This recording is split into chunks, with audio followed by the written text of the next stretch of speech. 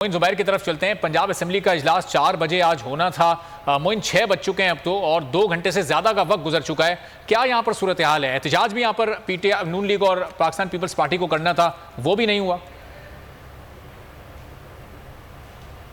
Governor की तरफ से जो इजलास बुलाया गया था उसमें शिरकत के लिए कोई भी यहाँ पर नहीं आया। अलबत्ता दोपहर के वक्त खलील ताहिर सिंधु यहाँ पर तशरीफ़ लाए थे और कुछ देर असम्बली में क़याम करने के बाद वो भी यहाँ से रवाना हो चुके हैं। डिप्टी स्पीकर वासिक क़य्यूम अब्बासी भी यहाँ पर आए थे और वो भी यहाँ से तशरीफ़ ले जा चुके हैं। जो खलील ताहिर सिंधु हैं उन्होंने जाते जाते मीडिया नुमाइंदगान से गुफ्तगू की। हमने उनसे बात की, उनका ये कहना था कि आप आधा घंटा इंतज़ार कर लें, आपको सब कुछ मालूम हो जाएगा।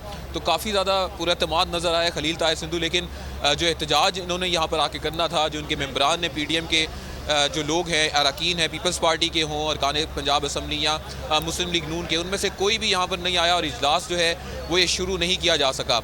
इस वक्त जो अंदर से इतला मौसूल हो रही हैं, पंजाब असम्बली का जो स्टाफ है वो भी यहाँ से रवाना हो चुका है और ऐसा लग नहीं रहा कि ये असम्बली का इजलास जो है वो शुरू होगा। तमाम नजर इस वक्त गवर्नर हाउस की तरफ है जी, और पंजाब ठीक है, ना इजलास हुआ ना एहतजाज हुआ। मोइन जुबैर पंजाब असेंबली के बाहर से अपडेट कर रहे हैं। आरिफ मलिक गवर्नर हाउस के बाहर मौजूद थे, जबकि जाबिर वकास ने वजीरा से अपडेट किया। आप तमाम नुमाइंदगान का बेहद शुक्रिया।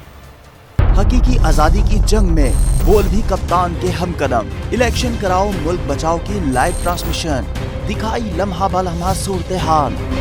रील और रेटिंग में भी बोल न्यूज रहा नंबर 1।